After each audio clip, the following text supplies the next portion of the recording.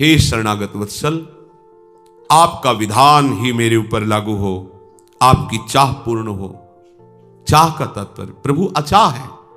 तुम शरणागत हुए हो कि तुम्हारा कल्याण हो, तुम्हारा मंगल हो, तो उन अचाह के हृदय में तुम्हारे मंगल चाह के कारण अब विधान शुरू होगा ऊपर, आपके ऊपर प्रभु का। अब क्या है, उसमें हमें कोई भी किसी भी तरह का क्यों म्यों नहीं करना।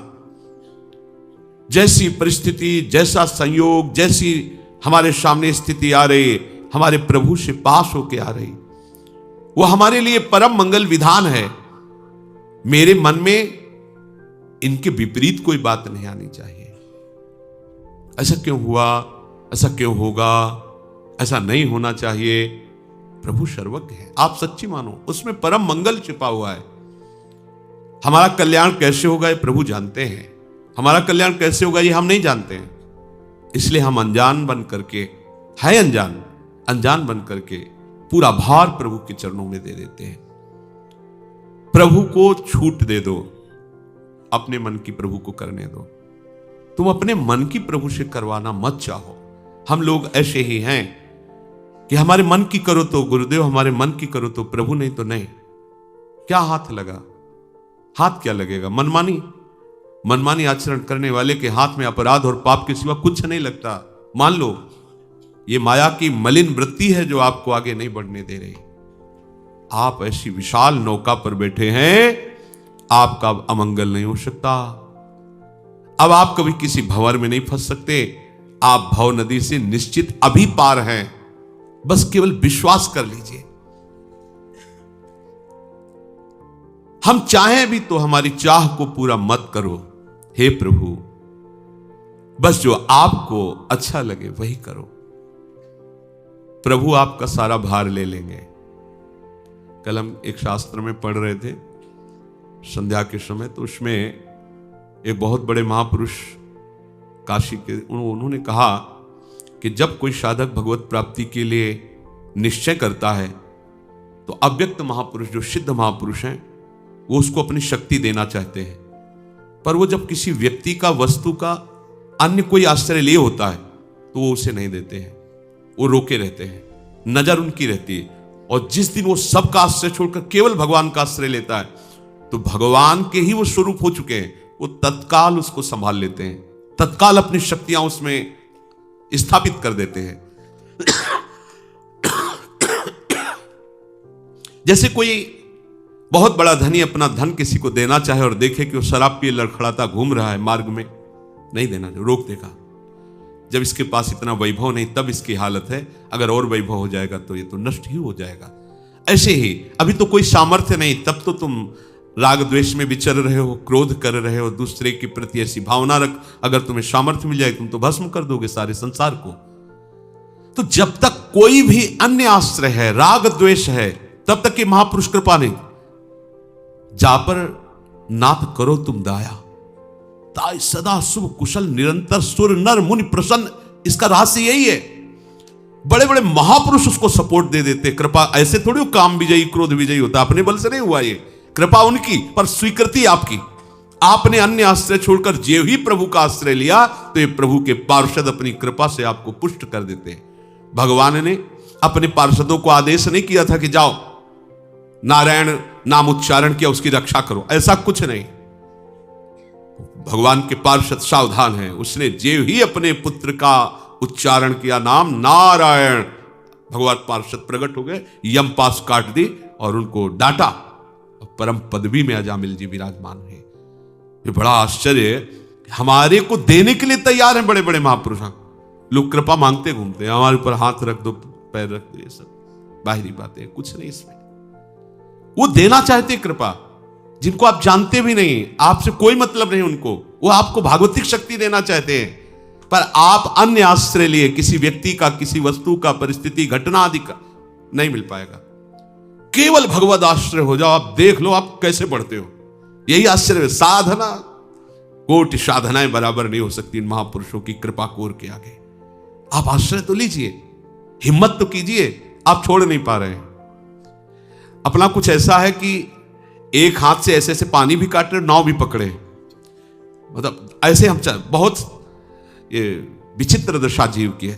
अरे या तो फिर तू ही तैर के देख ले, जब हार जाए तब नाव पे बैठ जाना। एक हाथ ऐसे रखे, एक हाथ बड़ा अपने को बुद्धिमान समझता है कि अगर इधर थके तो इधर ही लग जाएंगे, और इधर छूटा तो तैर तो रहेगा, डूबेंगे तो है ही नहीं। होश में हो जाओ। या जो एक मन बहुत ठौर कर कहीं कोने सच पायो, भगवद आश्रित। भगवान का एक शब्द याद रख लो, वो कह रहे योगक्षेमम वहाम्यहम, अहम वहामी वहाम्यहम, मैं तुम्हारा वाहन करूंगा। अब भगवान की बात पर विश्वास नहीं होगा तो कहां विश्वास होगा? फिर तो समझो माथा ही फोड़ना है संसार में। अगर भगवान के वचन पर विश्वास नहीं हो तो हम किस पर विश्वास कर सकते हैं? ये लिखा पढ़ी की बातें नहीं है, जीवन की बातें हैं। आपको प्रभु के इस शब्द का परिचय तभी मिलेगा जब किसी का आश्रय नहीं होगा। ध्यान रखना, योगक्षेमम वहाम्यहम, वो आपके योगक्षेम का वाहन कर रहे हैं, ये तभी आपको पता चलेगा जब आप किसी का आश्रय नहीं लेंगे। भगवान कह रहे मैं तुम्हारा भार ढोऊंगा, तू काहे को चिंता कर रहा है? ये ऐसा कोई कहने वाला मिल जाए तो अभी देखो जगत में नाच पड़े। अगर प्रभु तो कह रहे हैं लेकिन कोई सुन ही नहीं रहा। देखो माया की बात देखो, प्रभु चिल्ला के कह रहे कोई सुन नहीं रहा। वो कह रहे कि तुम्हें कुछ नहीं करना, बैठे बैठे माला माल हो जाओगे, बस चिंतन करो हमारा बस। तो हम सुख के लिए, संपत्ति के लिए, नाम के लिए, जो भी सारा प्रयास, चिंतन, क्रियाएं इसीलिए तो कर रहे हैं। प्रभु कह रहे तुम शांत हो जाओ, मैं हूं। और ये बोल कौन रहे हैं? अनंत ब्रह्मांडों के मालिक, अनंत शक्तियों के स्वामी, मैं योगक्षेम, तुम्हारा सारी जिम्मेवारी हमारी, बस तुम आराम से बैठ के राधा राधा कहो बस। विश्व का सबसे बड़ा काम है भजन करना, सबसे बड़ा काम। एक बार आद्य गुरु भगवान शंकराचार्य जी अपने परिकर के साथ गंगा किनारे विचरण कर रहे थे, तो देखा दो आदमी मछली पकड़ने के लिए बंसी लगाए, से एक टक बैठे ऐसे, जरा सा हिलती तो एकदम सावधान होकर से नजदीक गए। करुणा आई, कहा कितने रुपए कमा लेते हो पूरे दिन में? तो उनका स्वामी जी रुपए क्या कमा लेते हैं, कुछ खाने पीने की व्यवस्था हो जाती है, कपड़े की व्यवस्था हो जाती है, परिवार चल रहा है। कितनी देर ऐसा करते हो तुम? सुबह से आ जाते हैं, शाम तक करते हैं। तो 4 मठों की स्थापना आदि गुरु भगवान शंकराचार्य जी ने की, चारों कोनों पे, और उनमें अपने शिष्यों को शंकर पद पर, गुरु पद पर विराजमान किया है। उनको भी आज शंकराचार्य ही कहा जाता है। वो सब भगवत ऐश्वर्य से संपन्न, धर्म का रक्षण करने के लिए पूर्ण, जैसे चक्रवर्ती सम्राट, ऐसे 4 कोनों पर आदि गुरु भगवान शंकराचार्य जी के शिष्य के वैदिक सिद्धांतों को माना जाए उस व्यवस्था। तो आप किसी भी मठ में चलो, आओ हमारे साथ, जल्दी साथ यहां बैठो।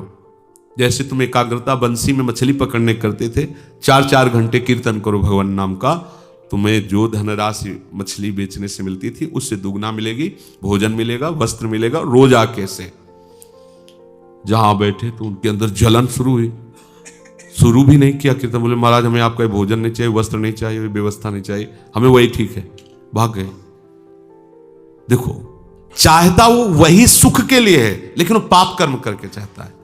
अखिल लोकों के स्वामी भगवान कह रहे हैं मैं तुम्हें जो चाहिए वो दूंगा।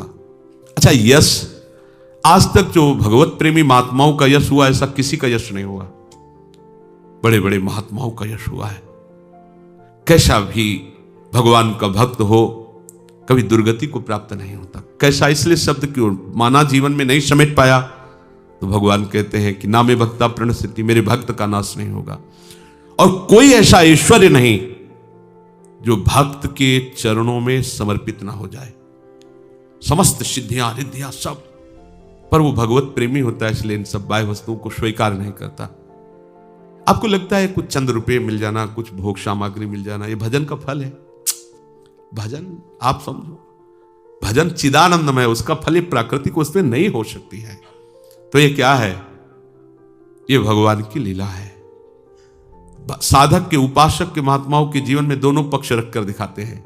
एक पक्ष दिखाते हैं घोर अकिंचन वैराग्य का, और एक पक्ष रख के दिखाते हैं कि जो जल में कमल का फूल रहे। हमारे को प्राप्त हुए महापुरुष देखो कैसे रहते हैं संसार में। तो तुम्हारा भार मैं ढोऊंगा, इस बात पर तुम्हें विश्वास क्यों नहीं होता? क्या तुम भगवान पर विश्वास नहीं करते हो? भगवान कहे केवल मेरा नाम जप करो, मेरा चिंतन करो, बस सारी जिम्मेवारी मेरी। एक बार होके देख लो। 2 बार तो होना ही नहीं पड़ता, एक ही बार में काम हो जाता है। अंदर से होके, जबान से तो कहते हैं, देखो जबान से तो बहुत लोग कहते हैं कि मैं भगवान का हूं, वैसे सब कोई भगवान का अस्तित्व रख रहे हैं पर जान नहीं रहे। जैसे देखो, पत्नी से बहुत प्यार है, भाई से बहुत प्यार है, पुत्र से बहुत प्यार है, लेकिन उस पुत्र के अंदर जो विराजमान है उससे तो प्यार है नहीं, उससे परिचय नहीं। पर जब वो मर जाता है, अर्थात वो चला जा, अंतर ध्यान हो जाता है, तो उसी पति के पास बैठने में डर लगता है। 2 लोग, अगर रात्रि भर वो कमरे में वहां रुकना है, सुबह फूंकना है, तो लगेगा अकेले नहीं रुकूंगी, 2 लोग साथ रखो। क्योंकि बोले क्यों? वो है नहीं ना। कौन? उसका उत्तर उसके पास नहीं है। जिस शरीर को प्यार किया, जिस शरीर को पति माना, जिस शरीर का परिचय, वो तो तुम्हारे पास है, डर लग रहा है उससे, क्योंकि वो नहीं है। कौन? उसको जानती नहीं है, पर कहीं ना कहीं आदर उसका ही था। कितना बड़ा उस शरीर का अनादर किया जाता है, लकड़ियों में रख के ऐसे फूंक दिया जाता है। तो जान करके अनजान करके हम आदर उन्हीं का कर रहे हैं। पर अगर हम जान करके स्वीकृति ले लें कि हमारा संबंध केवल भगवान से है, भगवान के सिवा नहीं, तो देखो, अभी देखो, भगवान के सिवा कौन संबंध किससे रखता है? कोई कितना लाडला हो, वो वही कहेगा ले जाओ इसको, फेंक दो जाके। क्यों? वो नहीं है। कौन? जानते नहीं है। तो तुम प्यार किससे कर रहे थे? शरीर से। शरीर तुम्हारे आगे रखा है। बोले नहीं, जानते नहीं, पर कहीं ना कहीं प्यार उसी से था, इसको तो ले जाओ। ये हम स्नेह उसी से रखते हैं। अगर जानकर उससे स्नेह कर ले तो जीवन मुक्त हो जाए। गीता जी में भगवान कह रहे अनन्यस चिंतयन्तो माम, तुम्हारा केवल कार्य है मेरा चिंतन, मेरा भजन करना। आदेश कर रहे हैं जिनके हम भरोसे पे हैं। हमारा एक कार्य केवल है, प्रियालाल का चिंतन करना, प्रियालाल की सेवा, प्रियालाल का नाम जब, एक ही कार्य के अंतर्गत है। हमारे सारे कार्य की जिम्मेवारी भगवान के हाथ में, सारे कार्य की। बड़ा आश्चर्य में चमत्कार उसको अनुभव में आता है जो प्रभु के आश्रित रहता है, कदम कदम पर।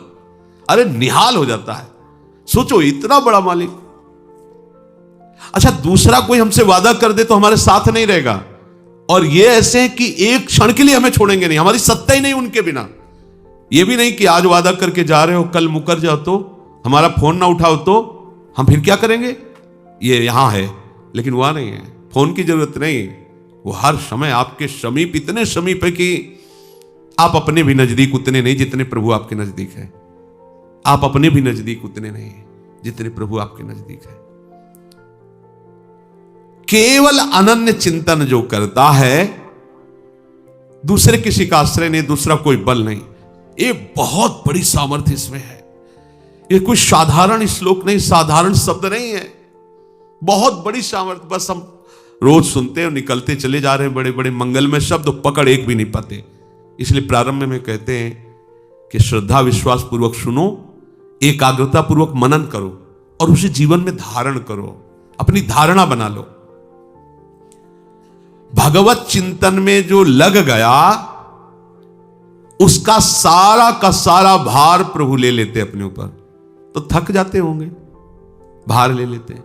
अरे उनके एक सेवक है गरुण जी महाराज, देवराज इंद्र पूछ रहे हैं कि महाराज आप में कितना बल है, थोड़ा परिचय बता दो। जब अमृत कलश हरण करने गए, उनका पूरे त्रिभुवन को, ब्रह्मांडों को अपने एक पंख के कोने में रखकर आराम से उड़ सकता हूं। त्रिभुवनपति प्रभु के वाहन श्री गरुड़ जी महाराज कह रहे, पूरे ब्रह्मांड को अपने एक पंख पे आराम से रख करके उड़ सकता हूं। भगवान के एक अंश से प्रकाश शेष भगवान सरसों के दाने के समान, जैसे अपनी खोपड़ी में सरसों का दाना डाल दिया जाए, कैसा है, लगेगा क्या कि कुछ पड़ा है, ऐसे एक सरसों के दाने के समान अनंत ब्रह्मांडों को अपने फण पर धारण किए। तो मुझे एक जीव का भार प्रभु के ऊपर क्या लगेगा? विश्वास तो करो, तुम निश्चिंत हो जाओगे, महाआनंद में हो जाओगे, कोई भी दुख तुम्हें छू नहीं पाएगा। तुम भगवान के भरोसे तो हो जाओ। ये कल्पना की बात नहीं है, ये कवियों की कल्पना के शब्द नहीं है पूज्य भाई जी महाराज, ये कल्पना की बात नहीं है, कवियों की कल्पना के शब्द नहीं है, ये सत्य है, ये तथ्य है, ये अनुभूत है, अनुभव युक्त है। ये मेरे प्रैक्टिकल की चीज है, मेरे प्रैक्टिकल की चीज है, अनुभव की चीज है। बनावटी बात कहने सुनने में मुझे स्वाद नहीं आता। ये प्रैक्टिकल की चीज, अनुभव की चीज है, अनुभव की। तुम भी अनुभव करो, पर होना चाहिए दृढ़ विश्वास। एक घटना का वर्णन किया था भाई जी की, उनके एक मित्र थे, ऑफिस में बैठे हुए थे, जहां ज्यादा ये भूकंप आते रहते हैं, तो वहां अचानक भूकंप आया। कुछ लोग तो भाग पाए, वो भाग नहीं पाए, एकदम छत गिरने लगी। ऐसा बड़ी बड़ी अलमारियां थी, वो सब गिरने लगी। तो वो अपनी मेज के नीचे हो गए और अंदर से भगवान ही हमारी रक्षा कर सकते हैं, त्राहिमाम प्रभु रक्षा करो। तो बड़ी बड़ी दो अलमारियां आके ऐसे हो गई, आपस में ऐसे भिड़ गई, और ऊपर पूरी छत का मलबा, आसपास पूरा मलबा ऐसा, और वो अंदर मेज के अंदर ना मेज टूटी। समझो, अगर अलमारियां ऐसे हो जाती तो छत ऐसे आके मेज को तोड़कर उनको नष्ट कर देती। बड़ी अलमारियां थी ऑफिस की, दोनों ऐसे गिरी, ऐसे हो गई, आराम से सुरक्षित। मेज भी नहीं टूटी, सांस लेने के लिए आराम, पूरा का पूरा मलबा आसपास सब है। हाहाकार मच गया, काफी लोगों के अंग भंग हुए थे, निकाला गया सब मलबा, आराम से सुरक्षित थे। तो उन्होंने कहा केवल मैं भगवान का आश्रय लेता, भगवान को पुकार, कर तुम अकर तुम अन्यथा कर तुम। वो मानो अलमारियां नहीं थी, भगवान के हाथ थे, आर्त भाव से पुकार, भगवान रक्षा कर। तुम जगत की चिंता क्यों करते हो, किस लिए करते हो? ये जगत तुम्हारी रक्षा कर पाएगा क्या? जगत की चिंता ही तो तुम्हें दुख में फंसाए हुए है, इसे क्या होगा? बात मान लो भगवान की, भगवान का चिंतन करने लगो। आप प्रभु को जिस भाव से अभी, ध्यान दीजिए, आप प्रभु को जिस भाव से अभी स्वीकार किए हैं, उसी भाव से वो आपकी दृष्टि में आपके साथ हैं। अभी इसी क्षण जिस भाव से आप आइए, ब्रह्म भाव में तो सर्वम खलमिदम ब्रह्म, आइए श्याम भाव में तो जित देखो श्याममयी। आपका भाव गड़बड़ है, आप सुधार करो, भजन करो, निरंतर भजन करो। चित्त की अशांति मिटेगी नहीं जब तक ये बात नहीं मानोगे। सर्वतो भावेन, एक बार पूरा भार प्रभु के ऊपर डाल दो। व्यास दास प्रगट बखानति, डार भार पे भार, परम धन राधा नाम आधार। आप देख लो, कदम कदम पे प्रभु तुम्हें दिखाई देंगे कि कैसे वो रक्षा करते हैं, कैसे वो विधान करते हैं। भारी से भारी रोग भी तुम्हें दुख नहीं दे पाएगा। रोग से दवा नहीं बचा पाएगी, लेकिन ये बचा लेंगे पक्का। भारी से भारी रोग है, दवा कितना काम करेगी, क्योंकि उसमें जितनी काम करने की शक्ति वो प्रभु से ही है। और प्रभु कृपा करेंगे ना तो मन को ही चुरा लेंगे। तो मन जो दुख भोग रहा था वो सुख में निमग्न हो गया, बना रहे रोग, क्या फर्क पड़ता है, वो संभाल लेंगे। सत्य मानना, वो स्वयं तुम्हारी सेवा करेंगे। संशय मत करना इस बात पर। किसी को जैसे होता है कि प्रभु क्या सेवा करेंगे, वो किसी से करा देंगे, ऐसे हमारे प्रभु का स्वभाव नहीं। आप ऐसी आशा रखोगे तो ऐसा ही दिखाई देगा, नहीं तो वो स्वयं आते हैं किसी न किसी रूप में और आपकी सेवा करते हैं स्वयं। पर ऐसा आप देख नहीं पाते क्योंकि आपका भाव ऐसा नहीं। वो हमारे मित्र है ना, वो हमारे शिष्य है ना, वो हमारे अमुक रिश्ते नातेदार है ना, वो तो फिर प्रभु छुपे छुपे तुम्हारी सहायता करते रहते हैं। आप छोड़िए ये और वो, तो वो भी छुपना बंद कर देंगे, वो सीधे आकर के आपको संभाल लेंगे, वही संभाल रहे हैं। विश्वासी भक्त बीच में किसी माध्यम को नहीं रखता, ध्यान दीजिए। विश्वासी भक्त बीच में किसी माध्यम को नहीं रखता, तो भगवान को भी किसी माध्यम की आवश्यकता नहीं रहती। माधवदास बाबा की सीधे लंगोटी वही धो रहे, क्योंकि सीधे प्रभु से, अन्य किसी का नहीं। प्रभु में न कोई शक्ति का अभाव है और न उनके पास सेवकों की कमी है, पर वो सर्वशक्तिमान अपने भक्त को, शरणागत को स्वयं दुलार करने में सुख का अनुभव करते हैं। इसलिए वो किसी सेवक को नहीं भेजते, स्वयं अपने भक्त की सेवा करते हैं। देखो, कोई भी धनी मानी बड़ा आदमी हो, अपने नौकर की सेवा करने में उसको शर्म और लाज आएगी कि अगर किसी ने देख लिया तो क्या कहेगा। किसी भी नौकर को कह देते, हमारे स्वामी ऐसे नहीं। जैसे मां को अपने बच्चे की सोच फेंकने में कहीं कोई ऐसा भाव ही नहीं आता कि मैं सोच फेंक रही हूं, ऐसे प्रभु अपने भक्त को दुलार करते हैं। छोटा सा छोटा काम अपने भक्त का करके प्रभु को सुख मिलता है। देखो, सुख सिंधु प्रभु का स्वभाव, छोटे से छोटा काम अपने भक्त का करके प्रभु को सुख मिलता है। यह बात हमारी समझ में नहीं आती। क्यों? क्योंकि जगत की आशा है, जगत का भरोसा है। जब तक जगत की आशा है, जगत का भरोसा है, तब तक आप भगवान के भरोसे हैं सब बोलते रहो, बात नहीं बनेगी। ध्यान दीजिए, आपका भरोसा तभी माना जाएगा ये जब दो बातें होंगी, जगत की आशा का सर्वथा परित्याग और प्रभु के सिवा किसी का भरोसा नहीं। बात समझ लीजिए, जगत की आशा का सर्वथा त्याग और प्रभु के सिवा किसी का भरोसा नहीं। चमत्कार जीवन में प्रकट हो जाएगा। प्रभु से सब प्रकार से संबंध केवल प्रभु से, संसार से सब प्रकार से संबंध विक्षेप। जगत का संबंध अगर हम किसी के साथ मानते हैं तो केवल प्रभु के नाते मानते हैं, सीधे हमारा कोई संबंध नहीं। अगर प्रभु का संबंध हमें भाव में नहीं आ रहा किसी के, तो चाहे वस्तु, व्यक्ति, स्थान हो, हमारे लायक नहीं। महाभागवत श्री हनुमान जी महाराज जी को राज्याभिषेक बहुत कीमती रत्नों का हार दिया। प्रभु को पहले दिया, प्रभु ने सिया जी को दिया, सिया जी ने हनुमान जी को दिया। पूरी सभा बैठी हुई थी। हनुमान जी ने ऐसे देखा, माथे से प्रणाम किया, क्योंकि भगवत प्रसादी प्रभु के कर कमल द्वारा आ रहे। वज्र के समान दांत हैं उनके, से दांत से फोड़ा। फिर दूसरा, तो सब हंसने लगे। क्यों हंस रहे हो? तो उनका इतनी अमूल्य वस्तु आखिरकार हनुमान जी को दी, तो है तो कपि रूप में है, इसीलिए देखो दांत से फोड़ फोड़ करके फेंक रहे हैं। तो प्रभु ने पूछा, क्यों इनको क्यों फोड़ के फेंक रहे हो?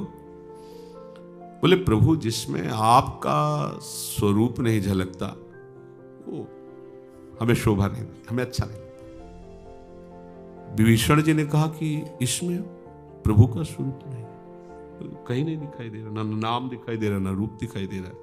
क्योंकि ये भाव था कि बहुत कीमती है, तो ये दिखाना चाहते थे महाभागवत हनुमान जी कि कीमती नाम है, कीमती प्रभु का भाव है, ये रतन हीरे जवाहरात कीर्ति नहीं, कीमती नहीं।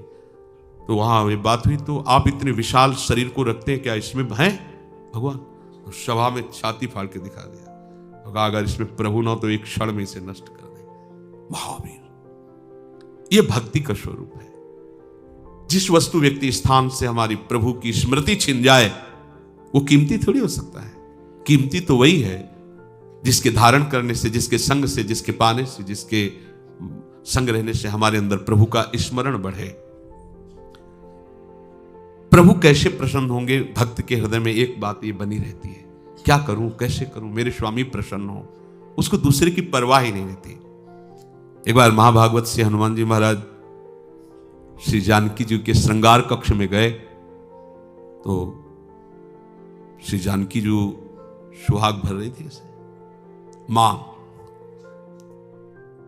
देखो, ज्ञानी नाम अग्रगण्यम, ज्ञानियों में सर्व शिरोमणि, लेकिन भक्ति कितना सरस भोरा कर देती है। घुटने टेक कर प्रणाम किया और कहा, माता श्री, ये क्या है जो आप बीच में लगा रहे? तो सहज भाव में जानकी जी ने कहा, इससे रघुनाथ जी प्रसन्न होते हैं, यह हमारा सुहाग है, इससे रघुनाथ जी प्रसन्न होते हैं। तो प्रभु ने आपको स्मरण किया है, आप सभा में विराजमान हुए। जानकी जी गए, हनुमान जी पूरा, अब महारानी जी का अब कोई तोला दो तोला सिंदूर थोड़ी था, तो वो उठाया, पूरे में लगाया कि अगर एक रेखा से रघुनाथ जी प्रसन्न होते हैं, अब तो लाल देह लालील से अरुधर लाल। सभा में जे पहुंचे सब हंस दिए, प्रभु भी प्रसन्न हो गए। हनुमान जी का ठीक कहा था माता जी, लेकिन प्रभु बहुत प्रसन्न होते हैं। रघुनाथ जी ने कहा कि हनुमंत, आज ये क्या लीला है? पूरा विशाल काय पूरा सिंदूर लगा होगा। प्रभु, माता ने कहा था कि ये लगाने से आप प्रसन्न होते हैं, उन्होंने कहा एक रेखा खींचने से जब आप प्रसन्न होते हैं तो पूरे शरीर में लगाया जाए तो आप कैसे प्रसन्न? हर चेष्टा अपने आराध्य देव के लिए, अपने आराध्य देव में समर्पण, उसको दूसरे की बात सुहाई कहा देती है। एक हमारे अंदर बात बैठ जाए कि आज से मैं प्रभु की शरण में हूं, तो दूसरी बात आपके हृदय में आनी ही चाहिए कि बस आज से हम बेपरवाह है, निश्चिंत है।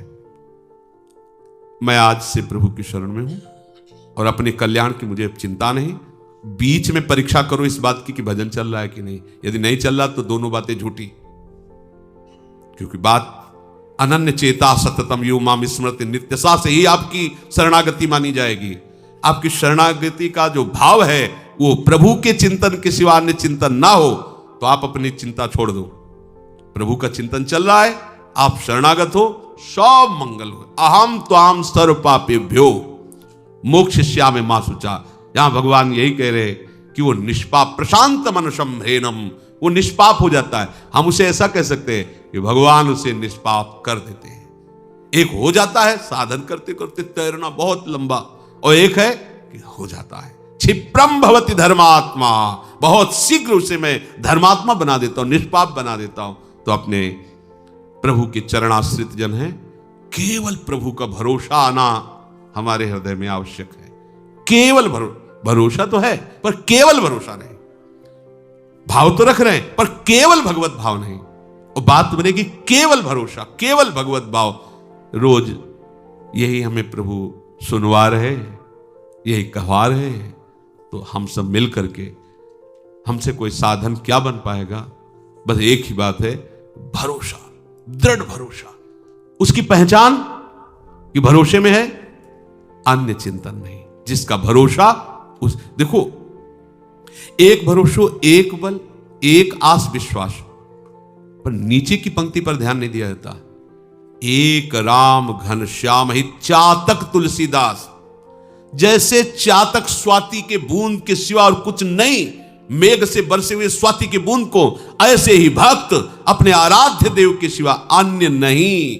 एक राम घनश्याम ही चातक, एकमात्र अपने प्रभु के सिवा नहीं। यही हमारी चरम अवस्था की लाभ वृत्ति है, यही परम लाभ है, यही लाभ शंकर माना। भगवान शिव भी प्रमाण करते हैं, सबसे बड़ा लाभ यही कि साधु समागम से हमारे हृदय में ऐसी स्थिति आ जाए कि प्रभु के आशा और भरोसा के सिवा अन्य कोई आशा भरोसा न रहे। उसकी पहचान निरंतर भजन, निरंतर प्रभु का चिंतन। शेष चर्चा आगे।